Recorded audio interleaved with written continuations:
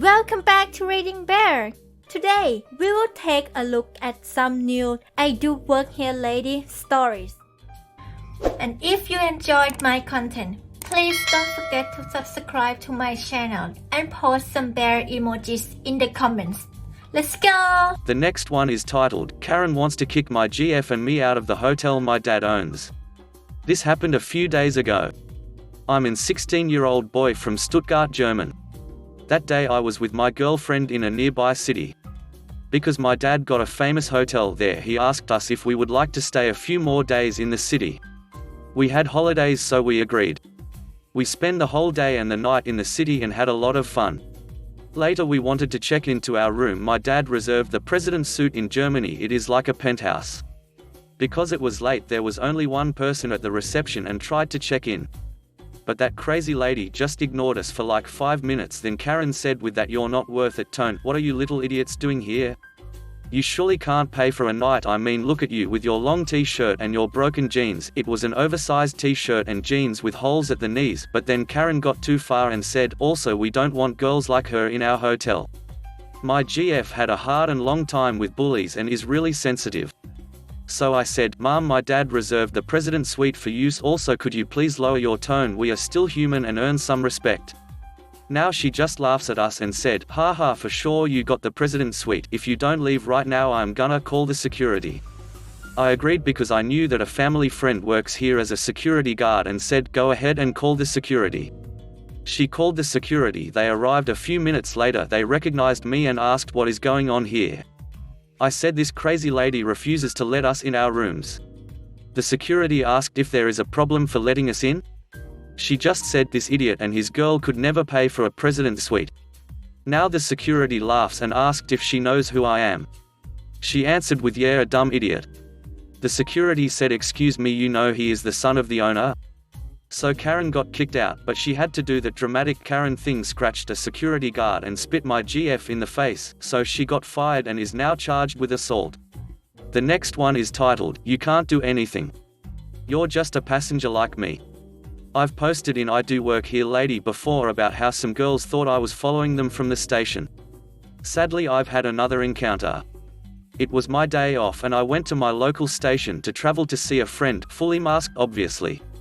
I was waiting by the rear end of where the train would arrive. As it had covered seating out of the way, I heard a group of people yelling and screaming and I tried to ignore it.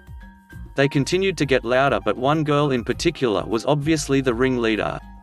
After a few minutes the train arrived and we all got on. I was in the very last seat at the back of the train. The ringleader started getting aggressive to a fellow passenger for no reason and my ears pricked up. I stood up and told her to calm down, that she's being an idiot and to just let others be. That was obviously the wrong thing to do. She came close to me and started yelling at me, "What are you going to do, big man? Huh? You gonna cry to mommy? You gonna go find the police, huh?" She obviously thought she was untouchable. I said, "Look at that screen, what does it say?" Scrolling LED screen that repeats in writing what has been said over the loudspeaker. She looked at it and said, "So what? What you gonna do?" I replied to her, "Nothing, just wanted you to look directly at the CCTV camera so there is a clear shot of you." She got angry. "Oh, you think you're a big man, huh? You think you gonna get the police involved?" I pretended to think about it, then said, "You know what, that's exactly what I'm going to do." I then used the key I have on my house keychain that accesses pretty much all UK railway property and entered the rear cab, where I quickly closed the door, used the cab-to-cab communication to speak to the driver to let them know what was going on and to ask for BTP, British Transport Police, assistance. I then came out, told her that BTP were on their way and the train won't be moving until they arrive.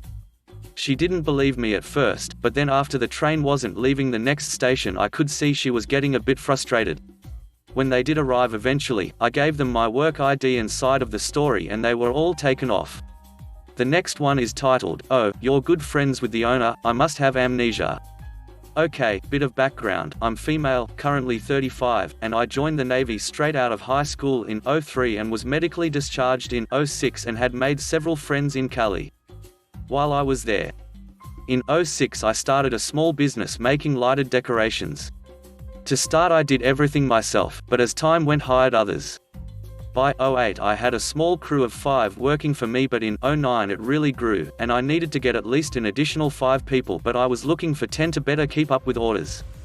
Around this time I hired someone in a management position because I would be gone for a bit, as a friend in Cali had been in a really bad accident and I was going to see them.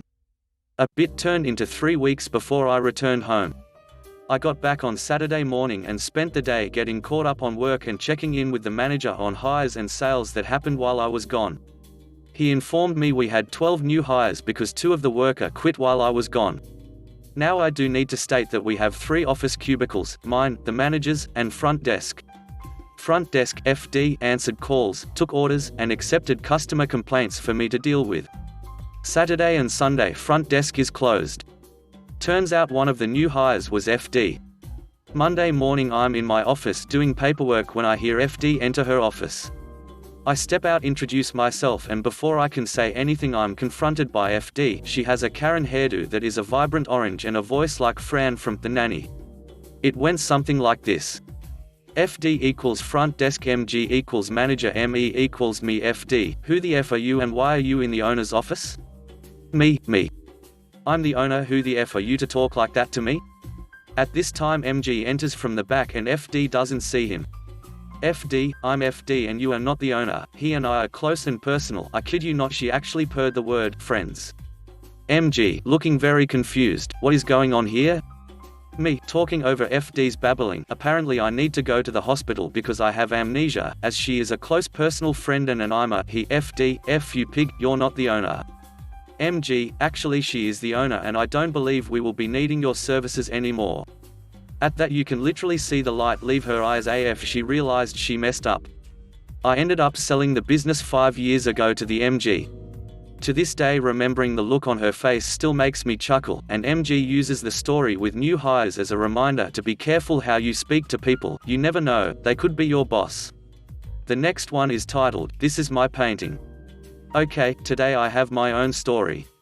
If you've read another of my stories, you know that my wife works and owns a hobby store and I paint landscapes on canvas. I always have to say canvas because some people don't seem to make the connection between painting and a canvas and they ask if I'm into landscaping. Maybe I can see where they might think I do landscaping because I paint landscapes, but when I try to explain that I paint, they think I somehow paint the yard with plants. I don't know if that is a thing, maybe so, but I now always am careful to explain that I paint landscapes on canvas to try and head confusion off at the pass. So, onto my story. I was invited to create 5 or so paintings to be hung for a special event at a local art gallery. Other artists would also be showing their work and to expect that I could sell all my pieces. I paint almost exclusively on 18 by 24 canvases and only paint on other sized canvases for a request or if I feel inspired by something. I live in the West-Southwest and there is never a shortage of things for me to find inspiration from. Also I grew up in the Pacific Northwest and so I have those memories to draw from as well. So I painted a greenish woodland scene, a swampy scene, a desert scene, a seascape and river scene with tall sandstone cliffs. The river scene is what this story is about and so I'll go into more detail about it. It is a faster moving river that begins in the left top quadrant of the canvas, winds down to the middle of the canvas and loops back to the lower left quadrant. On the right hand side are sandstone bluffs with some vegetation and there is a spit of land that allows for the river to loop around on the left. That spit of land has trees, bushes, driftwood, rocks, what you would normally find along a river in the Pacific Northwest. However, the scene is more attuned to the southwest with the desert-like sandstone cliffs and rocks. The whole painting is truly a figment of my imagination and parts got painted over and repainted a few times before I got what I wanted. This is important, I used Douglas fir trees on my spit of land, none of which grow in the southwest, and I used cacti to break up the rock on the right side. I also used huckleberry and rhododendron bushes on the spit, both native to the PNW and can't be found in the SW, this is also important. The painting is called Wandering. So the day of the opening is at hand and I never dress up much. For me, a pair of pressed jeans, cowboy boots, a white shirt with tie and I'm all set. I'm 60-ish and gravity has forced my body such that all that nice muscle in my shoulders has drooped down to around my waist. My wife still loves me, but I sometimes think she longs for the younger me. Most everyone else is dressed up, and that includes my wife, who loves these events as an excuse to dress to the nines. You ladies know what I mean. Long evening gown, matching clutch purse, matching high heels, hair all done up, 3 hours before the makeup mirror, JK on the makeup mirror, I think it was only 2 hours and a quarter. We wandered around the different exhibits and I marveled at the talent that is before me. It's hard for me to accept that I am any good, even when people tell me, because well, it's just hard. My wife's siblings are always begging me for paintings to hang on their walls, but I try to put them off and let my wife decide. So I'm standing in front, wandering, and finding all the places where I think there is a mistake and how the lighting isn't quite right when this woman walks up to stand next to me. Don't you hate it when the artist just finds some picture on the internet and copies it? I just saw this picture on a magazine in the airport not too long ago, she said in a high nasal tone. I looked at her and she too was done up to the nines with a glass of something bubbly in her hand. She looked to be in her 30s, but then I am a terrible judge of age. Her face looked like someone had smashed it in with a canoe paddle. Indeed? I asked. Yeah, I see it everywhere. Artists nowadays have no imagination, they just copy. This woman wore a dark blue pantsuit with a white blouse and probably stood 5'2" with an extra third grader around her waist. I'm not condemning her for having the equivalent of a third grader's weight around her waist, it's just an observation. And you're sure you saw this on a magazine cover somewhere? I asked. Oh yes, I'm very sure of that. The reason I ask is that if you notice this is a southwestern scene, but there are elements in it that you would not find in the southwest, like those trees and these bushes, I gently probed. She looked closer and said, oh, no, I see those everywhere around here. I think I might even have some growing in my own yard. I thought to myself, she's delusional or high or tripping on LSD or something. Just then my wife shows up and gives me my water as she sips her bubbly drink. What do you think of the lighting? She asks. Maybe a little soft for this one, I'm not sure. My wife went from facing the painting to facing me. Op, she started, grabbing my chin so that I was now looking at her. Where are you? Huh? When you say, you're not sure, that's my cue that you are far, far away in another galaxy. Before I could answer, this other lady murmurs, and this price, where do these artists get that anybody is going to pay that price for a copy of something else? Katie's eyes got big around and her head cocked to one side as she looked around my shoulders at the woman on the other side of me. You think it's overpriced, do you? Overpriced? A 10-year-old could make this. What does this artist do? Rip out pictures from magazines and then just copies them? Really, no imagination at all. There should be a law banning this kind of ineptitude, the woman said with disgust in her voice. Katie seemed to falter and then her eyes got big around and I tried to shush her. It didn't work. It just so happens that I know this artist and I know for a fact that he did not copy it from some magazine. The odds are that there is a magazine out there with this picture in it are, you have a better chance of winning the lottery twice than you would finding a magazine with this between its folds. The lady came around to face Katie and as I've said before, Katie is 40-ish but looks 20-ish. I dare say, young lady, that you aren't even old enough to understand art, let alone tell me what I've seen and what I've not seen. And I dare say, young lady, that I'm probably older than you are and I've seen more art in the last 20 years than you've seen in your entire lifetime. I've met more artists, more famous artists and more up-and-coming artists than you'll ever know. When I say this is an original work, this is an original work. Katie was starting to get fired up and I didn't want the gallery owner to have to ask her to leave, which has happened once before. My lady does like to defend her man. Just as the lady was about to retort something, another artist came up and said, "Lady, there is no way you've seen this as some photograph in any magazine. There are elements here that just simply don't belong and that is exactly why this cannot be a copy. Those trees don't belong, those bushes don't belong and even the river itself doesn't belong. There is no river like that anywhere in the desert. All the rivers around us are slow and lazy and this is fast and rushing. I think this artist must have been high on crack when he painted this." He gave me a very obscure nudge in the ribs when he said that last part because we've admired each other's work and I have one of his paintings in my house and he has one of my paintings in his house. The difference between us is that his paintings start at 6 figures and hang all over the world and mine just don't. You don't know what you're talking about, the lady said, you're just some hippie living in some commune who hopes to make a few bucks on the pity of somebody else's hard work. I couldn't help it, I laughed. I turned and looked at this woman and said, he, pointing to the guy that jumped to my rescue, has paintings in the White House. He has paintings in every major art museum in the US and parts of the world. He has a waiting list of a decade for his paintings. His house alone is probably worth more than what you will ever make in your lifetime. Although to give her due credit, he did look like he probably lived in some commune high in the peaks. Writing this, I won't tell you his name, because I haven't asked him if I can include him in this story. While I'm sure he wouldn't mind, he likes stuff like this, I'd rather wait and update at a later day. So, this lady is again about to say something when gallery owner comes over and puts a hand on my friend's shoulder and she asks, "Distinguished artist, how are we doing tonight? I am so glad that you decided to come up the mountain and visit us." The lady's mouth opened like the gape of a tunnel at the name dropping. I was just explaining to this lady how up here could never have painted this from a photograph, as one just does not exist. She couldn't have seen this in a magazine, as the elements just don't exist in nature the way he's painted them. Laughing, gallery owner asked, "Do you remember Op, about a couple of years ago you had that one painting that had a coyote in the brush and the limbs made it look like it had antlers?" "Oh, I remember that," Katie said excitedly. "Op wanted to fix that and I wouldn't let him." "Do you remember the man who swore that he's got coyotes with antlers running around his chicken farm?" Gallery owner asked. Distinguished artist looked at me and asked, "Were you on drugs?" He teases me about this even though he knows I'm seriously against that sort of thing. "I mean, I don't even drink alcohol."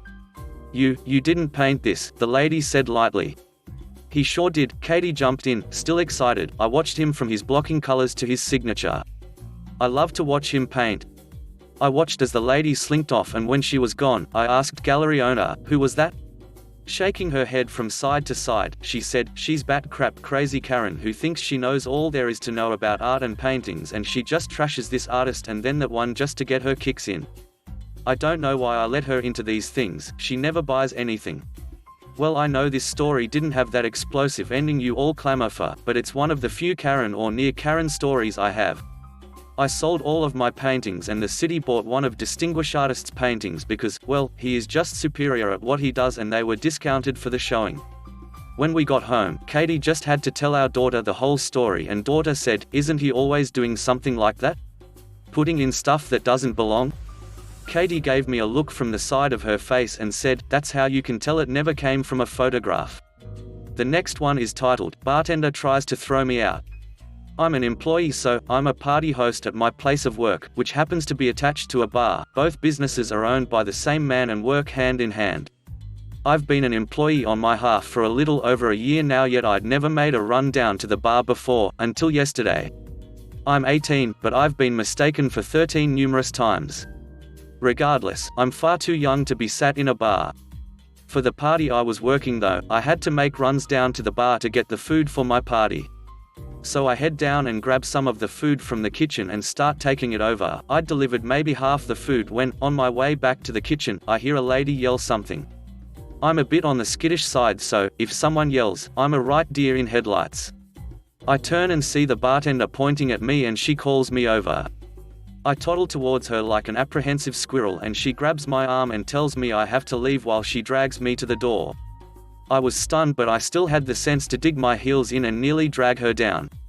Once she recovered from suddenly holding 95 pounds of dead weight, she once again tells me I have to leave. I ask why, a very reasonable question, but she looks at me with that "Is that really the story you're going with?" disappointed mum face. I'm very familiar with that face. There is no way in hell you're 21 and I'm not having a kid in here while I'm working the bar. At this point, I've reached my tipping point. I'm pretty easily overwhelmed, and honestly, it was a miracle I lasted that long. I start crying, my words are strained and garbled by sharp breaths and little sobs. I'm stuttering to the point where I might have well been speaking Morse code when I finally managed to choke out, "I'm just trying to do my job." I don't know how much of that sentence was actually intelligible when I said it, enough I suppose, because she looked at me with eyes of pure "oh crap." Her talon grip loosened and, for the first time, she noticed what I was wearing. Blue shirt with my work's logo, staff, written in big block letters on the back, name tag with the name of my work on it. Unlike some people's stories, mine had a pretty okay ending. The second she realized her mistake, not only did she apologize profusely, but she helped calm me down from the hysterics I'd thrown myself into. Afterwards, she was very nice and quick to help me. If my hands were full and I couldn't get the door open, 1 sec baby girl, I'll get the door for you. The whole rest of the night, if I needed anything at all, or even just looked like I did, she was there asking, what you need baby girl? Update, had to do bar runs again at work, same lady at the bar. Greeted me the second she saw me and once again was super helpful. The bar kitchen staff picked up on her calling me baby girl though, and now they all call me baby girl or some variant like silly girl. The next one is titled, I'm more qualified for tour job than you are. Not sure if this is the right sub for it, but this is fresh off the press, happened about an hour ago.